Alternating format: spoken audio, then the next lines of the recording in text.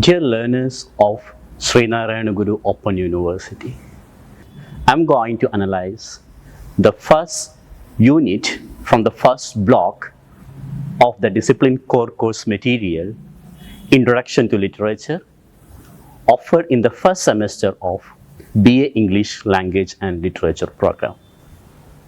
എല്ലാവർക്കും നമസ്കാരം. ഞാൻ ഡോക്ടർ അൻഫല്യം, ശ്രീനാരായണ ഗുരു ഓപ്പൺ യൂണിവേഴ്സിറ്റിയിലെ ഇംഗ്ലീഷ് വിഭാഗം അസിസ്റ്റന്റ് പ്രൊഫസർ. എന്താണ് സാഹിത്യം? വാട്ട് ഈസ് ലിറ്ററേച്ചർ എന്ന പാഠഭാഗമാണ് നമ്മളിവിടെ ഇന്ന് അനലൈസ് ചെയ്യാൻ പോകുന്നത്. സാഹിത്യത്തെക്കുറിച്ചെല്ലാം നമ്മൾ ഒരുപാട് കേട്ടിട്ടുണ്ട്. ഏറ്റവും കൂടുതൽ കേട്ടിട്ടുണ്ടാവുക നിങ്ങൾ തന്നെയായിരിക്കും. You are the learners of BA English language and literature programme. പലരും ചോദിച്ചിട്ടുണ്ടാവും നിങ്ങളോട്, ഞാനടക്കം ഉള്ള ഒരുപാട് പേർക്കായിട്ട് ഒരു ചോദ്യം തന്നെയാണിത്. എന്തിനാണ് സാഹിത്യം പഠിക്കുന്നത്? What is literature? Why do you study? Why do you want to learn literature? സാഹിത്യം കൊണ്ട് എന്ത് ഭൗതികമായ നേട്ടമാണ് നിങ്ങൾക്ക് ലഭിക്കാൻ പോകുന്നത്?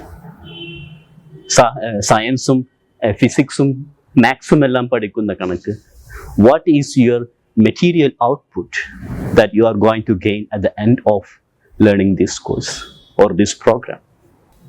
ഈ ഒരു കോഴ്സിന്റെ പ്രത്യേകത എന്ന് പറഞ്ഞാൽ, സാഹിത്യം പഠിക്കുന്നതിലൂടെ, ലിറ്ററേച്ചറിന്റെ ലോകത്തേക്ക് നമ്മൾ പ്രവേശിക്കുന്നതോടെ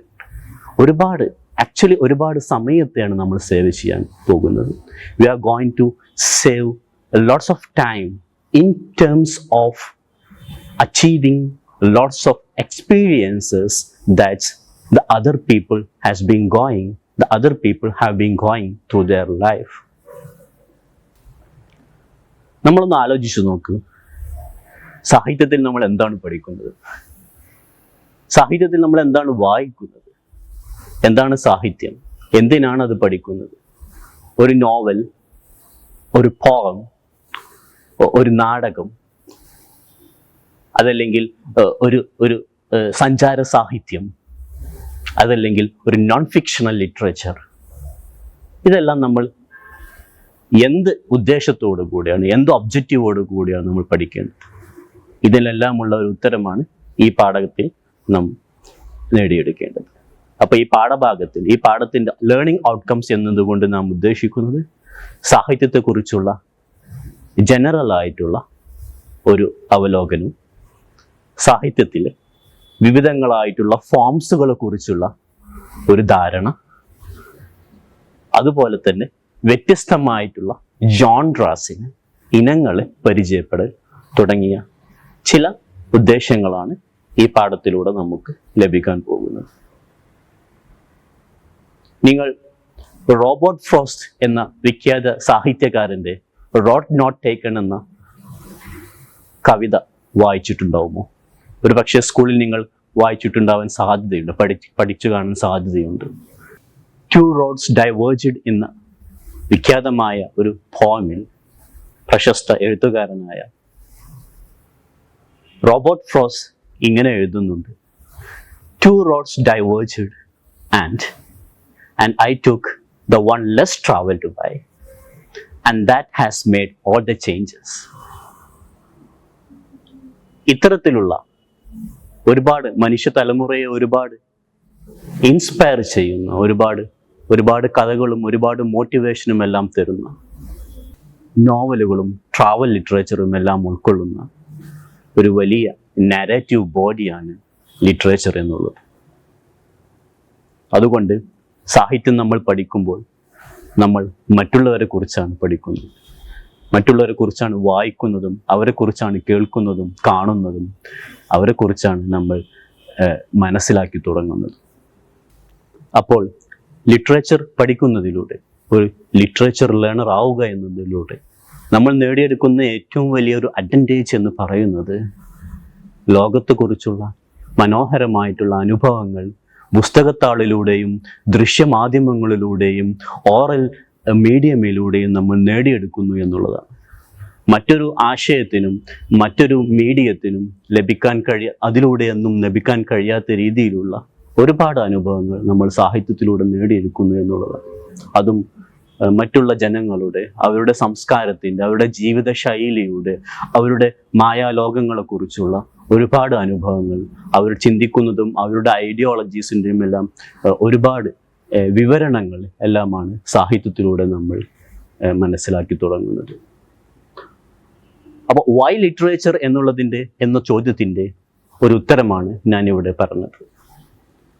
വാട്ട് ഈസ് ലിറ്ററേച്ചർ എന്ന ചോദ്യത്തിൻ്റെ ഉത്തരം നൽകുന്നതിന് മുന്നായി വൈ ലിറ്ററേച്ചർ എന്നുള്ള ഒരു ക്വസ്റ്റ്യൻ നമ്മൾ ആൻസർ ചെയ്യുന്നതിലൂടെ what is the objective of learning literature എന്ന വലിയ ഒരു ചോദ്യത്തിൻ്റെ ആൻസറാണ് നമ്മളിവിടെ മനസ്സിലാക്കിയത്.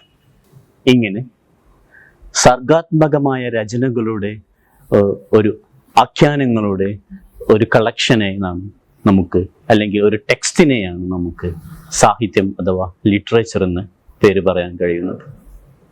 ഇനി ഈ സാഹിത്യം നമ്മളിലേക്ക് എത്തിയത് എങ്ങനെയാണ്? ഇതിൻ്റെ അവതരണ ശൈലികൾ ഏതെല്ലാം രീതിയിലാണ്? സാഹിത്യത്തെ നമുക്ക് പ്രധാനമായിട്ടും 3 വിഭാഗമായി തരംതിരിക്കാം. Majorly, you can identify literature in 3 forms: the oral literature, the written literature, and the visual literature. What is oral literature? എന്താണ് വാമൊഴിയിലൂടെ നമുക്ക് കിട്ടിയ സാഹിത്യം കൊണ്ട് നാം ഉദ്ദേശിക്കുന്നത്?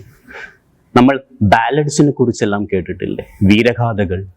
പണ്ടുള്ള മഹത്തുക്കളായ ആളുകളെ കുറിച്ച് ഒരുപാട് ആളുകൾ പറഞ്ഞു വെച്ച ഒരുപാട് കവിതകളും പാട്ടുകളും അവരുടെയെല്ലാം വീരഗാഥകളും അവരുടെയെല്ലാം ജീവിത ചരിത്രങ്ങളും സാഹിത്യങ്ങളായി സഞ്ചരിച്ചത് നമ്മുടെ കയ്യിലേക്ക് എത്തിയത് തലമുറയിലേക്ക് ചെന്നെത്തിയത് ബലാഡ്സിലൂടെയും ഇതുപോലെയുള്ള ഓറൽ ലിറ്ററേച്ചറിലെല്ലാമായിരുന്നു. പിന്നീട് എപ്പോഴാണ് നമ്മൾ സാഹിത്യങ്ങൾ, കഥകളും കവിതകളും എല്ലാം നമ്മൾ പുസ്തകത്താളുകളിൽ വായിച്ചു തുടങ്ങിയത്? It was when the first printing press invented by Johannes Gutenberg. അന്ന് വരെ ഉണ്ടായിരുന്ന എഴുത്തു സാഹിത്യങ്ങൾ വാറോലകളിലും അതുപോലെ തന്നെ പുസ്തകങ്ങളിലും നമ്മൾ എഴുതിയിരുന്ന സാഹിത്യങ്ങൾ പിന്നെ പ്രിന്റിംഗ് പ്രസ്സിലേക്ക് വന്നതോടുകൂടെ സാഹിത്യത്തിൻ്റെ സഞ്ചാരം അതീവ വേഗതയിലായിരുന്നു. മറ്റുള്ളവരുടെ സാഹിത്യങ്ങൾ, മറ്റുള്ളവരുടെ എഴുത്തുകൾ, അവരുടെ നാരറ്റീവ്സുകൾ, അവരുടെ ആഖ്യാനങ്ങളെല്ലാം ലോകത്ത് അങ്ങോളം ഇങ്ങോളം ലഭ്യമാവാനും തുടങ്ങി. അതോടുകൂടെയാണ് സാഹിത്യത്തിന് ഒരു പടി കൂടി വേഗത ലോകത്തിലുണ്ടായത്. നമ്മൾ അതിപ്രശസ്തമായ സാഹിത്യ രചനകളായിട്ടുള്ള പല നോവലുകളുടെയും പല ആഖ്യാനങ്ങളുടെയും പ്രധാനപ്പെട്ട ഒരു പ്രചാരണത്തിന് പിന്നിൽ ഈ പ്രിന്റിംഗ് പ്രസ്സിൻ്റെ ഒരു വരവായിരുന്നു. The first novel which was written in English language is considered as Robinson Crusoe by Daniel Defoe. ഇങ്ങനെ തുടങ്ങി ലോകത്തെ ആദ്യമായി പിറവിയെടുത്ത നോവലുകൾ തുടങ്ങി പിന്നീട് അങ്ങോട്ടുള്ള നോവലുകളുടെയും ഇംഗ്ലീഷ് സാഹിത്യങ്ങളുടെയും കവിതകളുടെയും നാടക എഴുത്തുകളുടെയും എല്ലാം പ്രചാരങ്ങൾ ഈ പ്രിന്റിംഗ് പ്രസ്സിൻ്റെ വരവോടുകൂടി വലിയ ഒരു വേഗതയിലാണ് പിറവിയെടുത്തത്. ശേഷം നടന്ന ഒരു വലിയ ഒരു വിപ്ലവം എന്നുള്ളത് വിഷ്വൽ മീഡിയയുടെ വരവായിരുന്നു. ദൃശ്യ കലാസാഹിത്യങ്ങൾ, നമ്മളതിനെ വിഷ്വൽ ലിറ്ററേച്ചർ എന്ന് പറയും. നമ്മൾ മുമ്പേ ഉണ്ടായിരുന്ന നാടക അവതരണങ്ങളെല്ലാം പിന്നീട് ദൃശ്യമാധ്യമങ്ങളുടെ വരവോടുകൂടെ ഡിജിറ്റൽ യുഗത്തിലേക്ക് വന്നതോടുകൂടെ സിനിമയായും ദൃശ്യ ഡോക്യുമെൻ്ററീസായും മറ്റു പല ഡിജിറ്റൽ പ്രൊഡക്ഷനുകളായും വഴിമാറുകയുണ്ടായി. നമുക്കറിയാമല്ലോ, ലോകത്തെ വിഖ്യാതമായ പല നോവലുകൾക്കും അതിൻ്റെ വിഷ്വൽ ആൾട്ടർനേറ്റീവ്സ് അഥവാ അതിൻ്റെ മൂവി അഡാപ്റ്റേഷൻ ഉണ്ടായിട്ടുണ്ട്.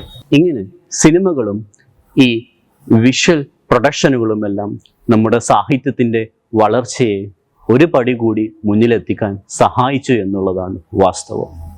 So, we can primarily identify the 3 forms of English literature or literature in general, which are the first one, oral literature, the second one, written literature, and the third one, visual literature. അടുത്തതായി oral, written and visual ലിറ്ററേച്ചറിനെ നമുക്ക് മറ്റു പല ജോൺറുകളിലേക്ക് എങ്ങനെ തരംതിരിക്കാം എന്നുള്ളതാണ്. സാഹിത്യത്തെ പ്രധാനമായും നമ്മൾ തരംതിരിക്കാറുള്ളത് പ്രോസ് ആൻഡ് പോയട്രി എന്ന രണ്ട് രീതിയിലാണ്. ഗദ്യസാഹിത്യവും പദ്യസാഹിത്യവും എന്നുള്ള രീതിയിലാണ് നമ്മൾ സാഹിത്യത്തെ പ്രധാനമായും തരംതിരിക്കാറുള്ളത്. ഈ ഒരു രീതിയിൽ തന്നെ, ഈ ഒരു രീതികൾക്ക് താഴെ തന്നെ നമുക്ക് മറ്റു പല ജോൺറാസിലേക്കും സാഹിത്യത്തെ കാറ്റഗറൈസ് ചെയ്യാം. ഫിക്ഷൻ, നോൺ ഫിക്ഷൻ, പദ്യസാഹിത്യത്തിൻ്റെ കീഴിൽ അഥവാ പോയട്രിയുടെ കീഴിൽ lyric, narrative poem, ballads, idyll തുടങ്ങിയ മറ്റു പല ജോൺറുകളിലേക്കും നമുക്ക് സാഹിത്യത്തെ തരംതിരിക്കാവുന്നതാണ്. എന്താണ് what is meant by prose literature and what is meant by poetic literature? ഗദ്യസാഹിത്യം എന്തുകൊണ്ടാണ് ലോകത്തെ ഇത്രത്തോളം പ്രചാരം നേടിയത്? എന്താണ് ഗദ്യസാഹിത്യം? വാട്ട് ഈസ് പ്രോസ്? ഏറ്റവും സിമ്പിളായ രീതിയിൽ, ഏറ്റവും ലളിതമായ രീതിയിൽ ഒരു നാരേറ്റീവിനെ, ഒരു ആഖ്യാനത്തെ എഴുതി പിടിപ്പിക്കാൻ അല്ലെങ്കിൽ പറഞ്ഞു ഫലിപ്പിക്കാൻ കഴിയുന്ന ഒരു ജോൺറയാണ് പ്രോസ് ആയി നമുക്ക് കണക്കാക്കുന്നത്. അവയെ സാഹിത്യമായി മാത്രമല്ല നമുക്ക് കണക്കാക്കേണ്ടത്. എല്ലാ പ്രോസുകളും സാഹിത്യമാണോ? അല്ല. സാഹിത്യം കൊണ്ട് നമ്മൾ ഉദ്ദേശിക്കുന്നത് ക്രിയേറ്റീവ് ആയിട്ടുള്ള അല്ലെങ്കിൽ എസ്തെറ്റിക് ആയിട്ടുള്ള ഒരു ആർട്ടിസ്റ്റിക് എലമെന്റ് ആ ടെക്സ്റ്റുകളിൽ ഉണ്ടെങ്കിൽ we can call them or we can identify them as literature. Then what is non-literary prose? Non-literary prose എന്നതുകൊണ്ട് നാം ഉദ്ദേശിക്കുന്നത് ലോകത്തെ ഇന്നേ വരെ ഉണ്ടായിട്ടുള്ള പല ടെക്സ്റ്റൽ നാരേറ്റീവ്സും, ഒരുപാട് രീതിയിലുള്ള textual narratives, including manuscripts, journals, articles, essays, even newspaper documents, ഇവയെല്ലാം നമുക്ക് പ്രോസ് എന്ന ഒരു വിഭാഗത്തിൻ്റെ, ഒരു ടെക്സ്റ്റൽ ജോൺറയുടെ കീഴിൽ നമുക്ക് കൊണ്ടുവരാൻ കഴിയും. So we can categorize prose into literary prose and non-literary prose. പ്രധാനമായും പ്രോസ് ലിറ്ററേച്ചറിനെ നമുക്ക് പല രീതികളായി അല്ലെങ്കിൽ പല ഫോമുകളായി കാറ്റഗറൈസ് ചെയ്യാം. അതിൽ ഏറ്റവും പ്രധാനമായിട്ട് നമുക്ക് കണക്കാക്കാൻ പറ്റുന്നത് നോവലുകളെയാണ്. നോവലുകൾ ലോകത്തിൽ ചെലുത്തിയ സ്വാധീനം മറ്റൊരു സാഹിത്യ സൃഷ്ടിയും ചെലുത്തിയിട്ടില്ല എന്ന് വേണം പറയാൻ. പലതരത്തിലുള്ള കഥകളുടെയും പലതരത്തിലുള്ള കഥാപാത്രങ്ങളുടെയും അവരുടെ എല്ലാം ജീവിത രീതികളുടെയും അവർക്കിടയിൽ നടക്കുന്ന പലതരത്തിലുള്ള അനുഭവങ്ങളുടെയും എക്സ്പീരിയൻസുകളുടെയും ഒരു ഇമാജിനേറ്റീവ് ആയിട്ടുള്ള ഒരു ക്രിയേറ്റീവ് പ്രൊഡക്റ്റാണ് നോവൽ എന്നുകൊണ്ട് നമ്മൾ ഉദ്ദേശിക്കുന്നത്. നമുക്കെല്ലാം അറിയാവുന്നതുപോലെ ലോകത്ത് ഒരുപാട് നോവലുകൾ ജനങ്ങളുടെ ഹൃദയത്തിൽ സ്ഥാനം പിടിച്ചിട്ടുണ്ട്. ഞാൻ നേരത്തെ പറഞ്ഞു വെച്ച ഡാനിയൽ ഡിഫോയുടെ റോബിൻസൺ ക്രൂസോ മുതൽ പിന്നീട് ഇങ്ങോട്ട് 19-ാം നൂറ്റാണ്ടിലും വിക്ടോറിയൻ ഏജിലും 20-ാം നൂറ്റാണ്ടിലും അതുപോലെ തന്നെ പോസ്റ്റ് മോഡേൺ യുഗത്തിലും നോവലുകൾ ചെലുത്തുന്ന സ്വാധീനം എന്നുള്ളത് അങ്ങേയറ്റമാണ്. ഒരുപാട് മനുഷ്യരുടെ ജീവിതാനുഭവങ്ങൾ, ഒരുപാട് കഥാപാത്രങ്ങളുടെ സാംസ്കാരികമായിട്ടുള്ള അല്ലെങ്കിൽ അവരുടെ സൈക്കോളജിക്കലായിട്ടുള്ള ചുറ്റുപാടുകൾ നമ്മൾ അറിയുമ്പോൾ നമുക്ക് കിട്ടുന്ന എക്സ്പീരിയൻസ്, ജീവിതത്തെക്കുറിച്ചുള്ള നമുക്ക് കിട്ടുന്ന എക്സ്പീരിയൻസ്, അനുഭവങ്ങൾ, മറ്റുള്ളവരുടെ ജീവിതത്തെക്കുറിച്ചുള്ള നമ്മുടെ കാഴ്ചപ്പാടുകൾ അമ്പേ മാറുകയാണ്. അതുകൊണ്ട് തന്നെ നോവലുകൾ നമ്മുടെ ജീവിതത്തിൽ ചെലുത്തുന്ന സ്വാധീനം എന്നുള്ളത് തീർത്തും പ്രധാനപ്പെട്ടതാണ്. മറ്റൊരു വിഭാഗമാണ് ലെജൻഡ്സ്, ഇതിഹാസങ്ങൾ. നമ്മളെല്ലാം പറയാറുള്ളത് പോലെ ഇതിഹാസം തുല്യമായിട്ടുള്ള ഒരുപാട് കഥകൾ നമ്മുടെ നാട്ടിൽ പിറവിയെടുത്തിട്ടുണ്ട്. അവയെല്ലാം രചനകളിലേക്ക് നമ്മൾ കൊണ്ടുവരുമ്പോൾ അതിന് എന്തെന്നില്ലാത്തൊരു സൗന്ദര്യമാണ് ഉണ്ടാവുന്നത്. ഇത്തരം മികച്ച ലെജൻഡർ ഇതിഹാസ കഥകൾ അല്ലെങ്കിൽ ഇതിഹാസ സാഹിത്യങ്ങൾ നമ്മുടെ നാട്ടിൽ അതുപോലെ തന്നെ നമുക്ക് ചുറ്റും പിറവിയെടുത്തിട്ടുണ്ട്. പ്രോസ് ലിറ്ററേച്ചറിലെ മറ്റൊരു വിഭാഗമാണ് സൂപ്പർ നാച്ചുറൽ ടെയിൽസ് അഥവാ ഫെയറി ടെയിൽസ്. ലോകത്തെ പിറവിയെടുത്ത നോവലുകളിൽ നമുക്ക് പല രീതിയിലുള്ള ആഖ്യാനങ്ങളെയും കാണാൻ സാധിക്കുന്നതാണ്. നോവലുകളെ നമുക്ക് വ്യത്യസ്ത രീതിയിൽ കാറ്റഗറൈസ് ചെയ്യാം. Prose romances, realistic fiction, gothic novels, picaresque novel, epistolary novels, domestic novel, regional novel, historical novel, psychological novel. ഇങ്ങനെ പല രീതിയിലുള്ള നോവലുകളെയും നമുക്ക് നമ്മുടെ വായനാ ലോകത്ത് കണ്ടുമുട്ടാൻ സാധിക്കുന്നതാണ്. ഇങ്ങനെയെല്ലാമുള്ള നോവലുകൾ നമ്മളെ കൊണ്ടെത്തിക്കുന്നത് അനുഭവങ്ങളുടെ, ക്രിയേറ്റിവിറ്റിയുടെ, ഇമാജിനേഷൻ്റെ ഒരു വലിയ സാധ്യതയുള്ള ലോകത്തേക്കാണ്. നമ്മൾ മറ്റുള്ള മനുഷ്യരെ കുറിച്ച് മനസ്സിലാക്കുമ്പോൾ നമുക്ക് നേടിയെടുക്കാൻ കഴിയുന്ന ഒരുപാട് അനുഭവങ്ങൾ, ഒരുപാട് അനുഭവ സമ്പത്തുകൾ ഈ നോവലുകൾ നമുക്ക് നൽകുന്നു എന്നുള്ളതാണ് നോവൽ എന്ന സാഹിത്യ വിഭാഗത്തിൻ്റെ ഏറ്റവും വലിയ ഒരു നേട്ടമായി നമ്മൾ കണക്കാക്കേണ്ടത്. അടുത്തതായി പ്രോസ് ലിറ്ററേച്ചറിൽ നമുക്ക് പരിചയപ്പെടാൻ കഴിയുന്ന ഒരു ജോൺറയാണ്, അല്ലെങ്കിൽ ഒരു വിഭാഗമാണ് മിത്തോളജികൾ, ഐതിഹ്യങ്ങൾ. ഐതിഹ്യങ്ങൾ ലോകത്ത് ചെലുത്തിയ സ്വാധീനം ഒരുപാടുണ്ട്.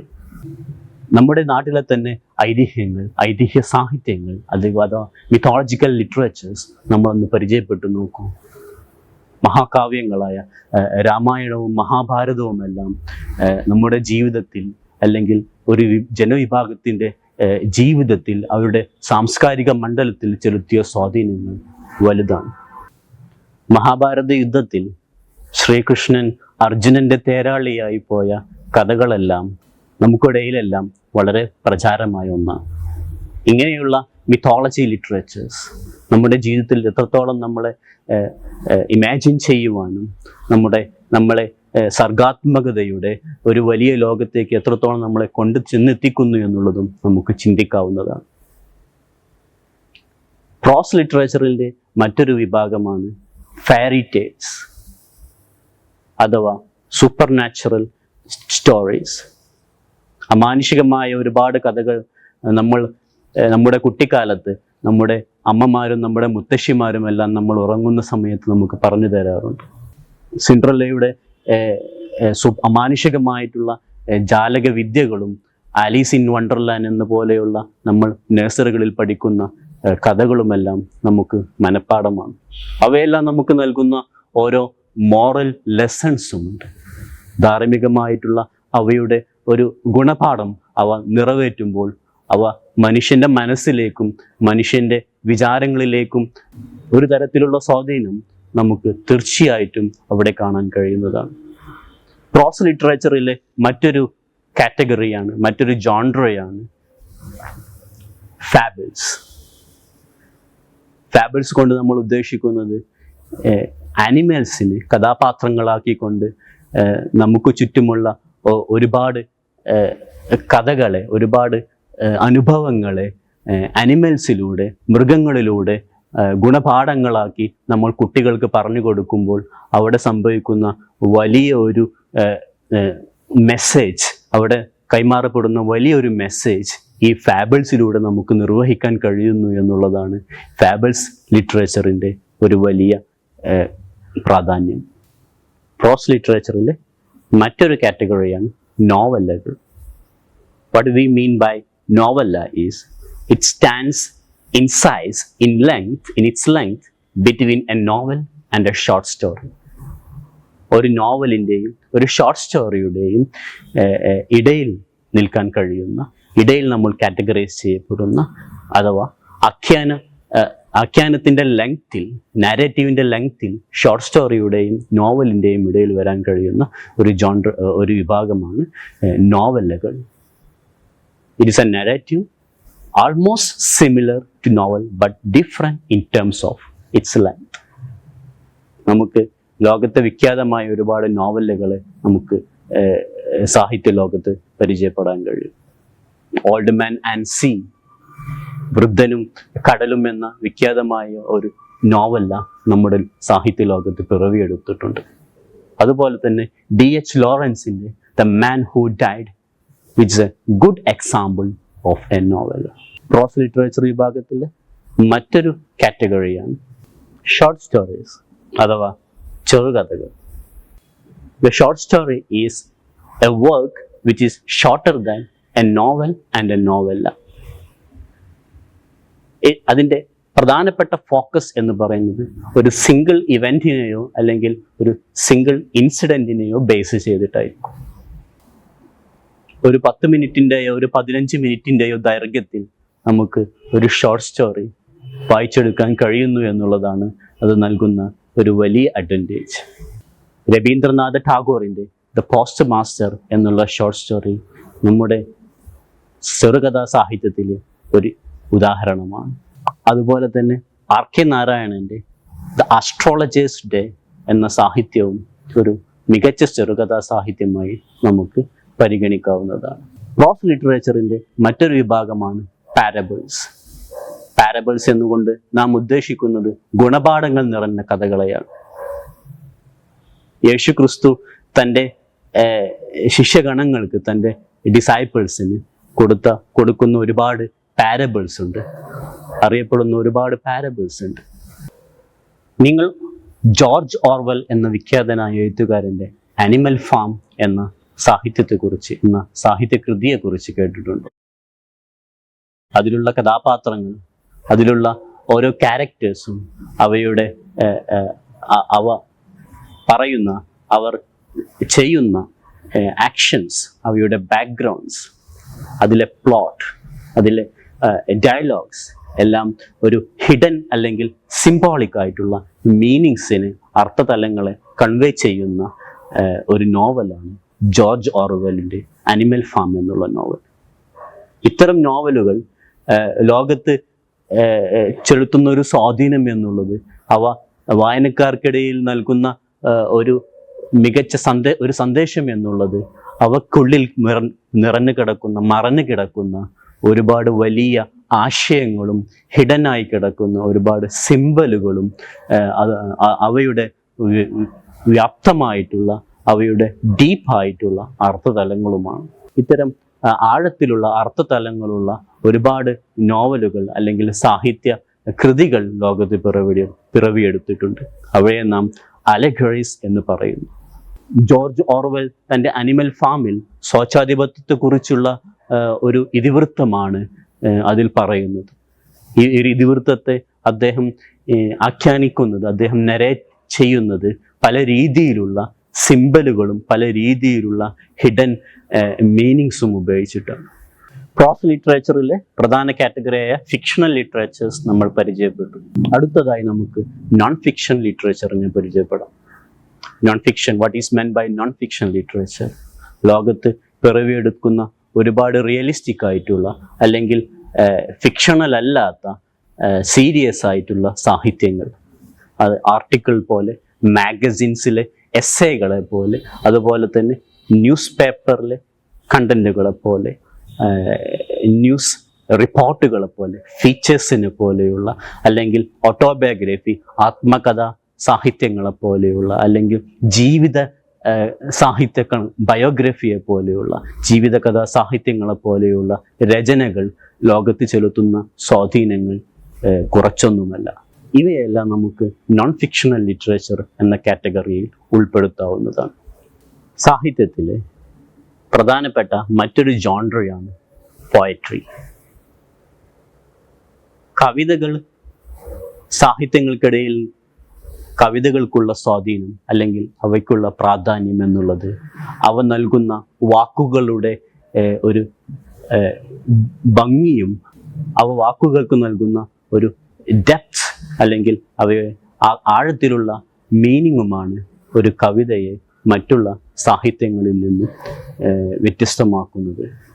ആ ഡെപ്തിലൂടെ മനുഷ്യ മനസ്സിലേക്ക് അവ കൊണ്ടുവരുന്ന ഈ ഒരു ഇമാജിനേറ്റീവ് വേൾഡ്, ഒരു ഭാവനാത്മകമായ ഒരു ലോകം, അവ നമ്മുടെ ഉള്ളിലുണ്ടാക്കുന്ന പലതരത്തിലുള്ള ഇമോഷണൽ റിയാക്ഷൻസ്, ഇവയെല്ലാമാണ് കവിതകൾ, പോയംസ് സാഹിത്യത്തിൽ നടത്തുന്ന ചില സ്വാധീനങ്ങൾ.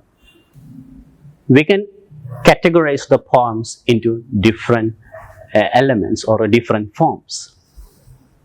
ആദ്യമായി നമുക്ക് കവിതയെ നാരറ്റീവ് പോയംസ് എന്നുള്ള ഒരു കാറ്റഗറിയിലേക്ക് കൊണ്ടുവരാവുന്നതാണ്. കവിത എങ്ങനെയാണ് ഒരു നാരറ്റീവ് ആവുന്നത്?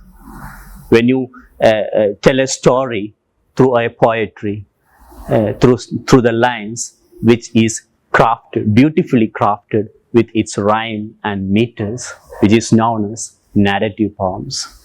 ഞാൻ നേരത്തെ റിസൈറ്റ് ചെയ്ത റോബർട്ട് ഫ്രോസ്റ്റിന്റെ ദ റോഡ് നോട്ട് ടേക്കൺ എന്ന കവിതയിലെ വരികളെ പോലെ അവയെല്ലാം നമുക്ക് നൽകുന്ന ഒരു കവിയുടെ അല്ലെങ്കിൽ ഒരു ക്യാരക്ടറിന്റെ ജീവിതത്തിലെ ആത്മകഥാംശങ്ങൾ നമ്മുടെ ജീവിതത്തിലേക്ക് അദ്ദേഹം പകർന്നു നൽകുന്ന രീതിയെല്ലാം വളരെ വ്യത്യസ്തമാണ്. അപ്പൊ അവയെല്ലാം നമുക്ക് നൽകുന്ന ഒരു തരത്തിലുള്ള പോസിറ്റീവ് എനർജി, ആ വരികളിൽ കൊണ്ടുവരുന്ന ഒരു തരത്തിലുള്ള അട്രാക്ഷൻ, അവയുടെ റിതവും താളവും എല്ലാം കൊണ്ട് അദ്ദേഹം ആ കവിതകളിൽ നിറക്കുന്ന ഒരു തരത്തിലുള്ള ബ്യൂട്ടി, ഇവയെല്ലാമാണ് ഒരു നാരറ്റീവ് പോയം എന്നുള്ള ഒരു കവിതാ വിഭാഗം കൊണ്ട് നമ്മൾ ഉദ്ദേശിക്കുന്നത്. പോയറ്റിക് ലിറ്ററേച്ചറിലെ മറ്റൊരു വിഭാഗമാണ് എപ്പിക്, ഇതിഹാസ കാവ്യങ്ങൾ. ലോകത്ത് നടക്കുന്ന ചില സീരിയസ് ആയിട്ടുള്ള വിഷയങ്ങളിലേക്കുള്ള ഒരു എത്തിനോട്ടം കവിതാ രീതിയിൽ അവതരിപ്പിക്കുമ്പോൾ അവർക്ക് ലഭിക്കുന്ന ഒരു പ്രത്യേക ഭംഗിയും ഒരു ശക്തിയും നമുക്ക് എപ്പിക് പോയംസിൽ കാണാൻ കഴിയുന്നു. പോം എന്ന ജോൺറയുടെ മറ്റൊരു കാറ്റഗറിയാണ് ഇഡിൽസ്. ഗ്രാമീണതയുടെ സൗന്ദര്യവും അവയുടെ ലളിതമായിട്ടുള്ള ജീവിത രീതിയും എല്ലാം ഒപ്പിയെടുക്കുന്ന രീതിയിൽ പറയുന്ന കവിതകളെയാണ് നമ്മൾ ഇഡിൽസ് എന്നുകൊണ്ട് ഉദ്ദേശിക്കുന്നത്. മെട്രിക്കൽ റൊമാൻസസ് മനുഷ്യ മനസ്സിൻ്റെ വൈകാരികതയുടെ അപ്ഹീവൽസ്, അവയുടെ ഏറ്റക്കുറച്ചിലുകൾ അതേപോലെ ഒപ്പിയെടുക്കുന്ന കവിതാ ശകലങ്ങളാണ്, അതല്ലെങ്കിൽ പോയറ്റിക് ലൈൻസ് ആണ് മെട്രിക്കൽ റൊമാൻസസ് എന്ന വിഭാഗം കൊണ്ട് നമ്മൾ ഉദ്ദേശിക്കുന്നത്. വളരെ സിമ്പിളായി, വളരെ ലളിതമായി, എന്നാൽ വളരെ ഓതന്റിക്കായി അവയെല്ലാം മനുഷ്യന്റെ ജീവിതത്തിലെ വൈകാരിക നിമിഷങ്ങൾ പറയുന്നു എന്നുള്ളത് തന്നെയാണ് മെട്രിക്കൽ റൊമാൻസിന്റെ ഏറ്റവും വലിയ പ്രത്യേകത. പോയറ്റിക് ജോൺറയിലെ മറ്റൊരു വിഭാഗമാണ് ലിറിക്സ്. ലിറിക്കൽ പോംസ് കൊണ്ട് നമ്മൾ ഉദ്ദേശിക്കുന്നത് ഒരു വ്യക്തിയുടെ ആത്മവിചാരങ്ങളെ വളരെ നേർത്ത രീതിയിൽ, വളരെ സിമ്പിൾ ആയിട്ട് കൊണ്ട് ഒരു തരത്തിലുള്ള മ്യൂസിക്കൽ ക്വാളിറ്റിയോടുകൂടെ അവതരിപ്പിക്കുന്ന വരികളെയാണ് നമ്മൾ ലിറിക്കൽ പോംസ് എന്നുകൊണ്ട് ഉദ്ദേശിക്കുന്നത്. പോയറ്റിക് ജോൺറയിലെ അവസാനത്തെ വിഭാഗമായിട്ടുള്ള സോങ്സ്, ഗാനങ്ങളെ നമുക്ക് പോം എന്ന ഒരു ജോൺറയുടെ കീഴിൽ കൊണ്ടുവരാവുന്നതാണ്. മ്യൂസിക്കൽ ക്വാളിറ്റിയിൽ ഗാനങ്ങൾ, കവിതകളുടെ വരികൾ, പോയറ്റിക് ലൈൻസുകൾ താളാത്മകമായി ഒരു തരത്തിലുള്ള റിതമോടുകൂടെ നമ്മൾ ആലപിക്കുമ്പോൾ അതിന് വശ്യമായ ഒരു സൗന്ദര്യം വരുന്നു എന്നുള്ളത് തന്നെയാണ് ഈ സോങ്സിൻ്റെ അഥവാ ഗാനങ്ങളുടെ പ്രത്യേകതയായി നമ്മൾ കാണുന്നത്. അതുപോലെ തന്നെ പോയറ്റിക് ജോൺറയിലെ മറ്റൊരു വിഭാഗമാണ് ഓഡ്സ്, വിലാപകാവ്യങ്ങൾ. അടുത്തത് ബാലഡ്സ്. ബാലഡ്സ് എന്നുകൊണ്ട് നാം ഉദ്ദേശിക്കുന്നത് 14 ലൈൻസുകളിൽ വിഭജിച്ച് കിടക്കുന്ന കവിതയുടെ ഒരു സ്റ്റാൻസയാണ്. അഥവാ 14 ലൈനുകളിൽ കവിതയുടെ വരികൾ ഉൾക്കൊള്ളുകയും അവയെ ഒരു പ്രത്യേക മീറ്ററിലും റിതമിലും ഒരുമിച്ചെടുത്ത് സ്ട്രക്ചർ ചെയ്യുന്നു എന്നുള്ളതാണ് ബാലഡ്സ് കൊണ്ട് നാം അർത്ഥവത്താക്കുന്നത്. പോയറ്റിക് ജോൺറയിലെ മറ്റൊരു വിഭാഗമാണ് ഓഡ്സ് അഥവാ സങ്കീർത്തന കാവ്യങ്ങൾ. ഒരു വ്യക്തിയെയോ അല്ലെങ്കിൽ ഒരു വ്യക്തിയുടെ ജീവിത ഭാഗത്തെയോ അല്ലെങ്കിൽ എന്തെങ്കിലും അദ്ദേഹത്തിൻ്റെ ജീവിതത്തിലെ ഏതെങ്കിലും ഒരു പ്രവർത്തനത്തെയോ പ്രകീർത്തിച്ചു കൊണ്ടുള്ള സങ്കീർത്തന കാവ്യങ്ങളാണ് ഓഡ്സ് എന്നുകൊണ്ട് നാം ഉദ്ദേശിക്കുന്നത്. പ്ലേസ് അഥവാ നാടകങ്ങളെ നമുക്ക് പ്രധാനമായും 3 വിഭാഗമായി തരംതിരിക്കാം. Historical place, comedy place and tragedy place. ചരിത്ര കഥകളുടെ ഉള്ളടക്കങ്ങളുള്ള നാടകങ്ങളെ നമ്മൾ ഹിസ്റ്റോറിക്കൽ പ്ലേസ് എന്ന് പറയുന്നു. ഹാപ്പി എൻഡിങ് ആയിട്ടുള്ള, സന്തോഷത്തോടു കൂടെയുള്ള ഒരു തരത്തിലുള്ള വിരാമം, ക്ലൈമാക്സ് ഉള്ള നാടകങ്ങളെ നമ്മൾ കോമഡി പ്ലേസ് എന്നും, ട്രാജിക് ആയിട്ടുള്ള ദുഃഖസാന്ദ്രമായിട്ടുള്ള നാടകങ്ങളെ നമ്മൾ ട്രാജഡി പ്ലേസ് എന്നും പറയുന്നു. ഇതോടുകൂടെ ഈ യൂണിറ്റ് ഇവിടെ അവസാനിച്ചിരിക്കുകയാണ്. Thank you for listening me patiently. I hope any feedbacks regarding this class. See you soon with more videos. Goodbye.